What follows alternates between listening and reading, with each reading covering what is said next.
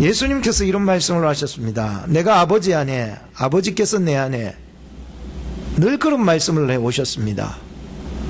그리고 아버지가 내 안에 계심으로 말미암아 내가 아버지 안에 있고 아버지가 내 안에 있으며 나를 통하여서 아버지의 뜻을 이루어 나가게 하셨고, 이와 같이 너희도 내 안에 있고 나도 너희 안에 있어서 너희를 통하여서 하나님의 뜻을 이루어 가기를 원하시는 주님의 마음이셨던 거예요.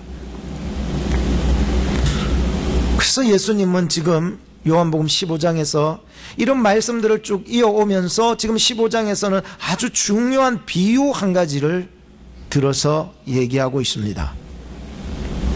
나는 포도나무요, 내 아버지는 그 농부요, 너희는 가지라. 너희는 내 안에, 내가 너희 안에 있으면 이 사람은 가지를 내어서 열매를 많이 맺나니 나를 떠나서는 너희는 아무것도 할 수가 없다라고 얘기를 하는 것입니다. 우리가 예수 그리스도를 믿는 한 공동체 안에서 예수님이 내 안에, 내가 예수님 안에, 나를 통하여 하나님의 뜻을 이루어 나가고 그 열매를 맺혀져 나간다고 하는 것에 있어서 참 중요한 한 가지가 있습니다. 그것은 뭐냐면 사랑의 관계입니다. 사랑이 깨지면은요, 가정도 깨지고요, 사랑이 깨지면요, 부부관계도 깨지는 거예요. 어떤 부모님이 자녀가 너무 컴퓨터에 몰입이 돼가 막 게임만 하고 그러니까 사랑하는 마음에서 이 자식이 잘 되라고 컴퓨터를 그날 압수를 했는데 그날 밤 열받아가지고 아버지의 밤에 총을 훔쳐가지고는 아버지 죽이고 어머니 죽이고 자기 동생마저 쏴 죽여버렸다는 실제적인 사건이 미국에서 일어난 것입니다.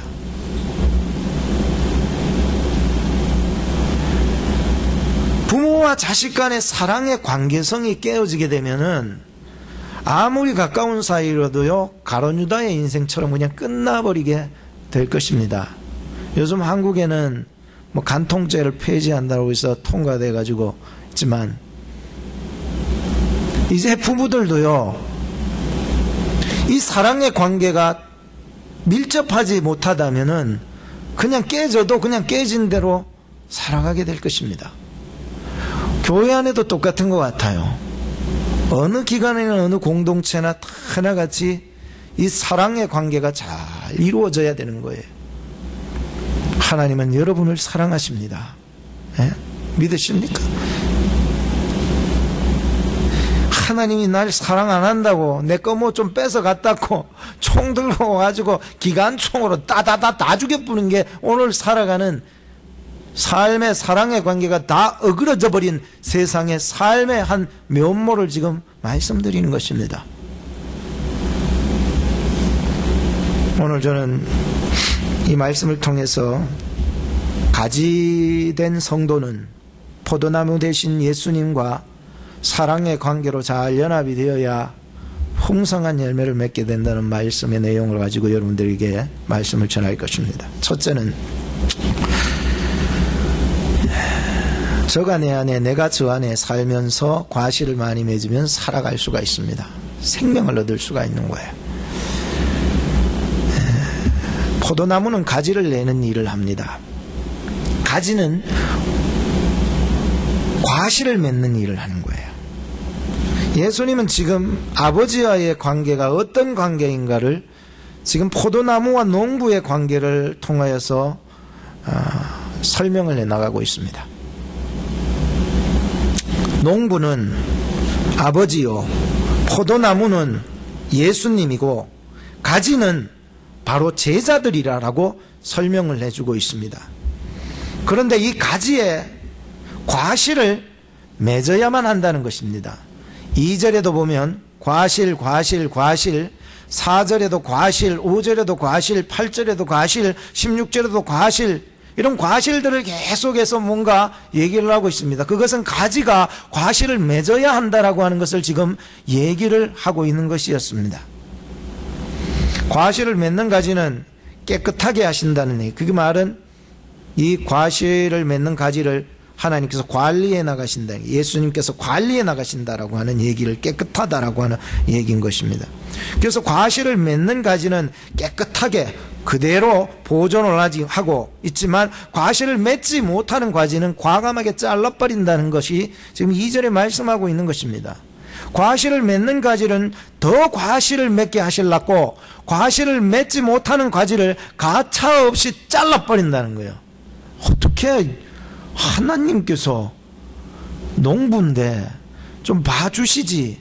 그게 아니더란 말이에요. 왜? 과실을 맺는 가지가 더 과실을 맺게 하기 위해서 그렇게 하셨다라고 하는 것입니다.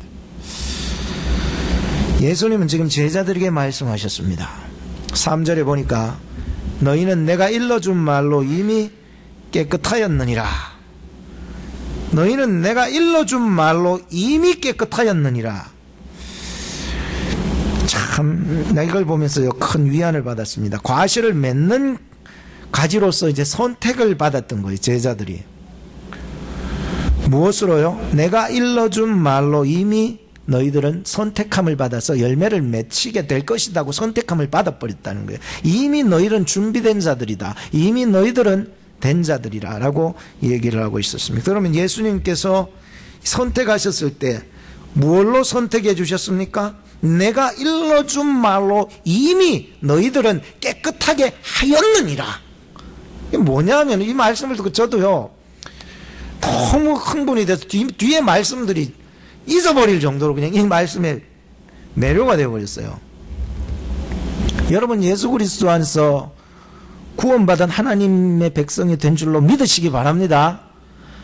이 말씀을 듣고 이 확신이 마음속에 꽉 차니까요 두려운 게 없어요. 두려운 게 없어요. 예수 그리스도의 한마디 말씀이, 그동안 제자들에게 했던 말씀이 그들을 이미 구원받은, 열매 맺는 정말로 순교자의 자리에까지 설 수 있는 그러한 자로 선택받아 버렸다는 거예요. 뭘로? 내 능력으로? 예수님의 말씀 한마디에 말이에요. 이야, 참 놀랍지 않아요? 예수님의 그 말씀 말이에요. 그 말씀, 이미 하셨던 그 말씀이, 나에게 주신 그 말씀이, 제자들에게 하셨던 그 말씀, 가르쳤던 그 말씀이 마치 어린 모욕이 심겨져서 그거를 영양제를 주고 잘못 나가면은 묶어서라도 그렇게 가게 하고 막 올바른 인간으로 만들어서 구원받은 자의 백성으로 나중에는 순교자의 자리에까지 가게끔 만들어주는 능력의 말씀이 되어버렸다는 거예요. 그 말씀이. 아직까지 아닌데요.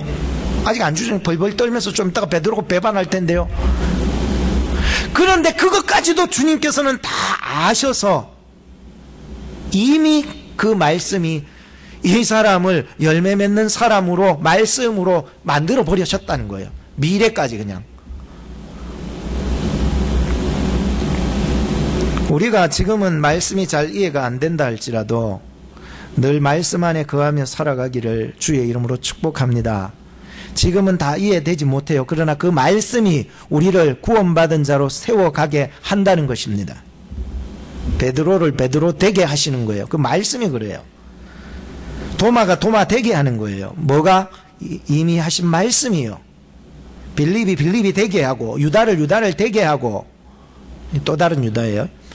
오늘날 저와 여러분들을 여러분 되게 하는 거예요. 정말로 구원받은 자로서의 삶을 살아가게끔으로 하시는 게 그 말씀 안에 거하는 거예요. 지금은 다 이해되지 못해도 그것이요, 나중에는요, 참, 콩나물 시루에 물을 따르면 그때는 잘 모르는데 나중에 자고 일어나 보니까는 그게요, 그냥 커진 거예요. 저나 여러분들이 말씀이 잘 이해가 안 되더라도 늘 말씀 붙잡고 말씀 안에 거하며 살아가기를 주의 이름으로 축복한다는 거예요. 이것이 지금 예수님께서 제자들에게 마지막 날 밤에 해주시고자 하시는 얘기였던 것이었습니다. 예수님은 제자들에게 확신을 주셨습니다. 4절에 보니까 내 안에 거하라, 나도 너희 안에 거하리라. 확신한 믿음을 주면서 지금 포도나무 비유를 지금 말씀하고 계셨습니다. 왜냐하면 참 포도나무 대신 예수님 안에 거하는 사람과 예수님 안에 거하지 아니하는 사람의 결과가 엄청나기 때문이었습니다. 가지가 포도나무에 붙어 있지 않으면은 과실을 맺지 못하지만 붙어 있으면 과실을 많이 맺는다고 지금 말씀하고 있는 것입니다. 5절에 보면 나는 포도나무요 너희는 가지니 저가 내 안에 내가 저 안에 있으면 이 사람은 과실을 많이 맺나니 나를 떠나서는 너희가 아무것도 할 수 없음이라 했습니다. 빌립보서 4장 13절에 보면 내게 능력 주시는 자 안에서 내가 모든 것을 할 수 있느니라 라고 하는 말씀과 일맥상통하고 있었다는 것이었습니다. 인간의 성질, 인간의 성격, 인간의 모양, 인간의 본성, 인간의 힘, 인간이 가진 재물, 인간의 지식 이런 것으로는 하나님이 요구하신 과실을 맺을 수가 없어요. 여러분, 성질이 좋다고 해서 여러분들 그것이 영원한 생명을 얻을 수 있는 게 아니에요. 성격이 좋다 해서 그것이 영원한 생명을 얻을 수 있는 거 아니에요. 그거는 그냥 쓰임은 받을 수 있을지 모르지만 구원하고는 전혀 상관이 없습니다.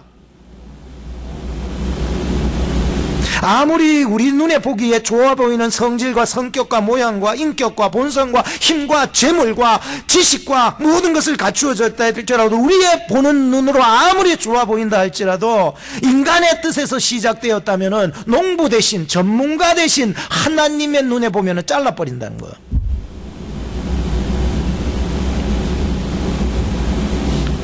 저나 여러분들이나 이 세상에서 쓰임받는 사람만 되지 말고 영원한 생명을 얻을 수 있는 구원받는 백성이 되기를 주의 이름으로 축복합니다.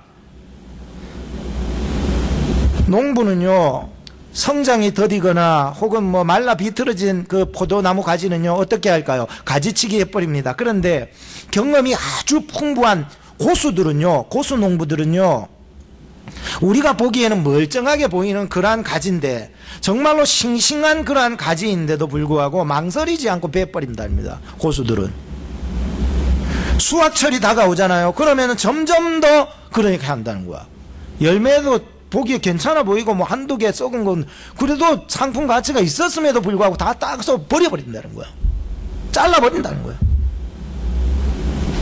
이유는 하나라는 것입니다. 소탐대실 아시죠? 적은 거 탐내다가 큰 거 잃어버리기 때문에.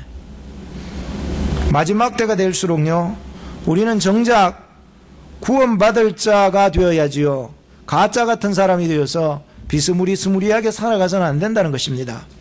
오늘 이 포도나무 비유를 통해서 큰 교훈을 던져주고 있습니다.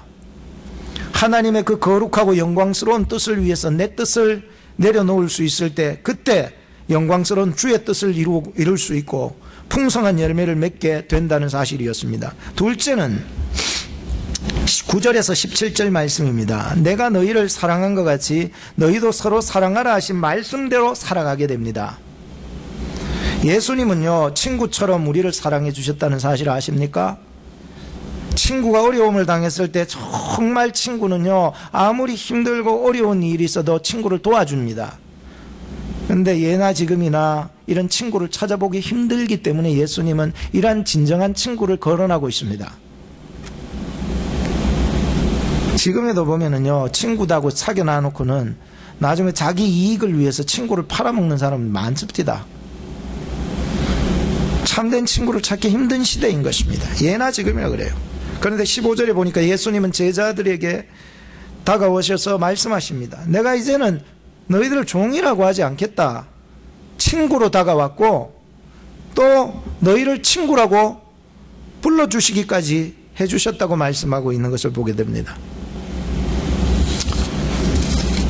한 번은 예일이가 미국에 처음 왔을 때 학교에 들어갔는데 친구들이 없었어요. 그래서 놀이터에 그냥 혼자 뻘쭘하게 있었는데 그때 어떤 한 친구가 미국에인데 다가와서 그렇게 물어봤답니다. 얘 너 친구가 필요하니? 그래서 우리 예일이가 그래 나 친구가 필요하다고. 근데 이 친구가 말했습니다. 그럼 내가 너의 친구가 되어줄게. 우리 김열택 집사님도 그때 한번 얘기했지요. 미국 와가지고 학교 가서 참 불쌍해 보이는 사람 가서 밥 같이 먹겠다고 갔더니 그 사람은 네가 더 불쌍하다고 막 다른 데로 가버렸다는 얘기를 듣고는 아하, 친구라고 하는 것은 자기를 낮출 수 있는 자리에 갈 때 친구가 되는 거예요. 난 너 같은 거하고 친구 될 수 없다. 예수님 같이 그 위대하신 분이 이 제자들 뭐 어부나 하고 말이지 뭐 돈이나 계산하던 그런 쓰잘데기 없는 사람 뭐 지위 있는 사람도 없어요. 그런데 예수님이요 낮고 낮은 곳에 오시는, 예수님이 늘 함께 하셨던 사람들은요 늘 그런 사람들이었던 거예요. 자기를 낮출 수 있을 때 어디까지 낮추셨습니까? 죄인의 자리까지 낮아지셨습니다. 어디까지 오셨습니까? 여러분과 저를 친구 할래? 물어보신 거예요. 그럼 내가 없다면 내가 너의 친구가 되어줄게, 이렇게 얘기를 해주셨다는 거예요. 오늘 예수님은 여러분의 친구가 된 줄로 믿으시기 바랍니다. 이보다 귀한 일이 어디 있습니까? 청나라 시대의 서예가였던 정판교라는 사람은요 스승에게 이렇게 물어봤다며, 선생님, 친구란 뭘까요? 친구란 과연 어떤 사람을 친구라고 할 수 있을까요? 그때에 이 선생님께서 이 정판교라는 이 서예가에게 이렇게 얘기를 했습니다. 친구란 첫째, 꽃과 같은 친구가 있다. 아름다우면 손에 잡았다가 시들어버리면 버려버리는 그런 친구가 있대. 둘째는 저울과 같은 친구가 있단다. 무거우면은 고개 숙이고 가벼워 보이면은 고개 바짝 들고 빳빳하게 이렇게 막 행동하는 친구가 있단다. 셋째는 산과 같은 친구가 있단다. 처음에는 참 이 산이 높기 때문에 험악하고 사귀기는 어려워도 한번 사귀어보면은 높은 곳도 함께하고 기쁠 때도 함께 해줄 수 있는 친구가 산과 같은 친구란다. 넷째는 마지막으로 땅과 같은 친구가 있단다. 처음 보기에는 소박해 보이고 처음엔 지루해 보이고 처음엔 그냥 촌스러워 보이는 그렇게 보여도 시간이 갈수록 묵묵하게 인내하고 어려움을 함께 인내해 줄 알고 하나의 씨앗을 그 땅에다가 묻어두면은 그것이 나중에는 100배의 열매를 맺게 해주는 그런 친구가 있단다. 오늘 과연 나는 어떤 친구일까? 아니면 내가 어떤 친구로 지금 살아가고 있을까? 꽃의 친구는 꽃이고 저울의 친구는 저울이지만 내가 산이 되면은 산이 다가오고 내가 땅이 되면은 땅이 생겨지게 될 거라. 어떤 친구를 우리는 찾기 전에 저나 여러분이나 좋은 친구가 되어줄 수 있기를 바랍니다. 예수님은 하나님의 사랑이셨어요. 그리고 우리에게는 친구의 사랑으로 다가오셨어요. 엄청난 거예요. 그래서 우리는 살 수가 있고 열매를 맺을 수가 있는 거예요. 우리를 위해서 십자가에 대신 죽으시고 구원하여 주신 참 친구가 어디 있습니까, 여러분? 예수밖에 없는 거예요. 예수님께서 친구로 다가와 주셨어요. 그분이요, 하나님의 사랑의 결정체요, 하나님의 사랑의 이 뭉치가 말이요, 이게 다가오셔서 친구로 우리에게 다가오셨던 거예요. 그 사랑이 아니고서는 우리가 도저히 열매를 맺을 수가 없는 거예요. 그래서 9절과 10절에 이런 말씀을 합니다. 너희는 나의 사랑 안에 거하라. 내가 아버지의 계명을 지켜서 아버지의 사랑 안에 거하는 것과 같이 너희도 내 계명을 지키면 내 사랑 안에 거하리라. 내 계명은 곧 내가 너희를 사랑한 것 같이 너희도 서로 사랑하라 하는 이것이니라. 우리는 예수님의 사랑 안에 거하며 그가 나를 사랑하는 것처럼 나도 내 이웃과 내 친구에게 다가가셔서 그 예수님이 보여주신 그 친구 사람처럼 다가가셔서 사랑을 베푼다면 자연히 나의 삶에 과실이 맺히게 된다는 얘기를 하고 계셨던 것이었습니다. 마지막 세 번째, 18절로부터 27절의 말씀을 보면 성령 안에서 예수의 증인으로 살아가게 만들어줍니다. 세상 사람들이요, 그리스도인들 혹은 오늘 구체적으로 제자들을 미워한 이유가 뭘까요? 저는 말씀을 보면서 곰곰이 19절과 23절, 25절을 보면서 세 가지 답변을 얻어낼 수가 있었습니다. 첫째는 관심의 문제입니다. 왜 세상 사람들은 제자들을 미워할까? 그 이유가 무엇일까? 관심이 다릅니다. 19절을 보니까 관심이 달라요. 세상은 날마다 자기를 관심받기를 원하는데 제자들은 오직 예수님께만 관심을 가지기 때문이라는 거예요. 우리가요, 교회당에도요, 늘 우리의 관심이 어디에 있습니까? 예수 믿지 못하고 열매 맺지 못하는 사람들의 관심은 늘 예수에게 있지 않아요. 늘 관심사가 세상에 있는 거예요. 늘 관심사가 예수님을 따르지 못하는 그 내 것에 대한 것에만 관심사가 있어요. 그런데 참 제자들은 그 관심사가 예수에게만 있다는 거예요. 그렇게 된다면, 그러면 나중에 열매를 맺게 된다는 거예요. 두 번째 문제는 왜 세상 사람들이 제자들을 이렇게 미워할까요? 믿음이 다릅디다. 23절을 보니까 세상은요, 예수님을 목수로 알고 있어요. 세상 사람들은 예수님을 그냥 바알세불 귀신 들린 자로 알고 있어요. 세상 사람들은 예수님을 사형수 정도로만 알고 있어요. 세상 사람들은 잘 나가면은 예수님을 뭐 선지자 정도는 알고 있겠죠. 근데 참 제자들은요, 예수님을요, 그리스도로, 메시아로 믿었다는 거예요. 그러니까 세상 사람들의 핍박의 원인이 되는 거예요. 사실 어떻게 보면 이것들은요, 사실 미워하고 핍박받아야 될 아무런 이유가 될 수 없어요. 우리가 길을 가다가도 그 사람 뭐 예수 안 믿는다 해가지고 나쁜 놈이다 그리고 욕지거리하고 모관지를 비틀고 막 다리를 엎어쳐보고 막 이렇게 할 수 있습니까? 기도하면 되는 거예요. 복음을 전하고 받아들이지 못하면 그것으로 끝나는 거죠. 세 번째로 중요한 건 25절을 보니까 묻지마 폭력이에요. 저는요, 요즘 유치원 선생님을 한국에 보니까 참 아이들을 왜 영상으로 보니까 그래요. 가마 의자에 앉아 있는데 의자를 확 잡아 빼버리고 가마 걸어가는 애 머리를 꽉 쳐버리고 미움이 생기니까 밥도 안 먹이고, 미움이 생기니까 싸대기를 때리고, 미움이 생기니까 이 아이들을요 마구잡이로 폭행해. 뭐예요? 묻지마 폭행이에요. 25절에 보니까 그런 게 나타난다는 거예요.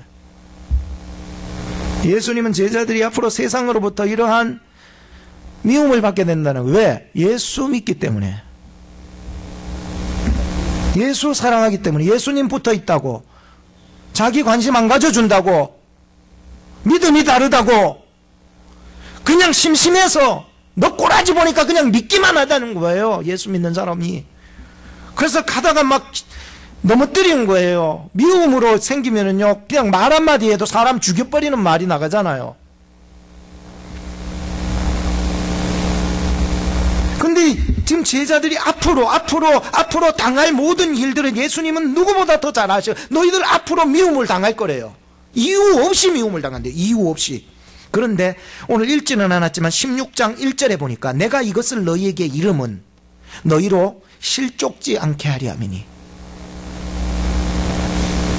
예수님은 제자들이 세상으로부터 당하는 미움으로부터 넘어지지 않게 하려고 미리 이 말씀을 해주셨습니다. 참, 예수님께서 나중에 참 이 말씀을 하시고서 20절 한번 보시죠. 20절에 보면은 사람들이 나를 핍박하였은즉 너희도 핍박할 터이요 내 말을 지키는 사람도 있었으니 너희 말도 지킬 사람도 있었을 거다. 예수님께서 지금 이 말씀들을 해나가시는 이유가 무엇입니까? 사람들이 나를 핍박하였듯이 너희도 핍박할 거래요. 그런데 그 뒤에 말씀, 내 말을 지키는 사람도 있다는 거예요.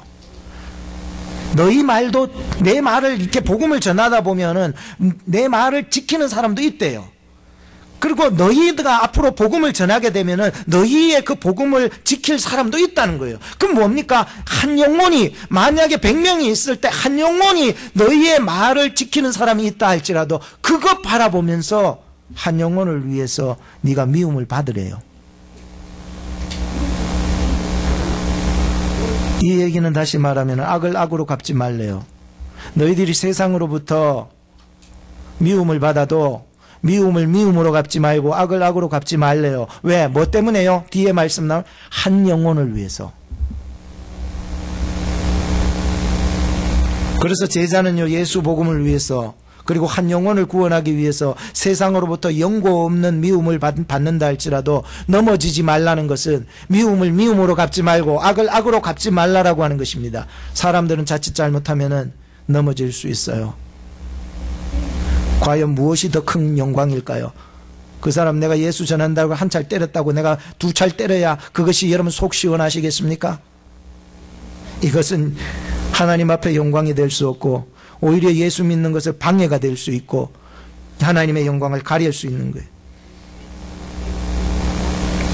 이 사실을 나중에, 지금은 깨달지 못했지만 나중에 베드로가 나중에 이 사실을 깨닫고 이렇게 고백합니다. 앞에 한번 띄워보세요. 베드로전서 2장 19절부터 21절에 보면 이런 말씀이 있습니다. 애매히 고난을 받아도 하나님을 생각함으로 슬픔을 참으면 이는 아름다우나 죄를 저질러서 매를 맞고 참으면 무슨 칭찬이 있으리요.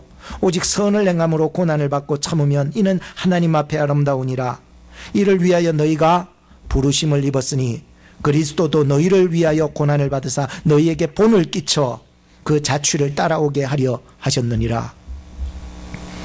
제자들은 예수님의 말씀처럼 나중에 그 안에서, 성령 안에서 정말로 풍성한 열매로 하나님께 영광을 돌리며 살게 되었던 것입니다. 결론을 짓겠습니다.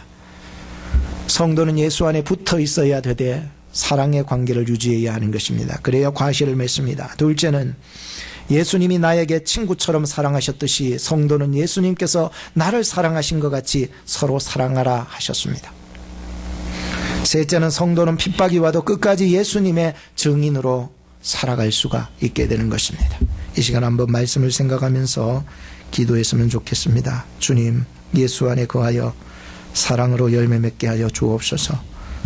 친구처럼 다가오신 예수님처럼 나도 살게 하옵소서. 우리 같이 기도했으면 좋겠습니다. 기도하십시다.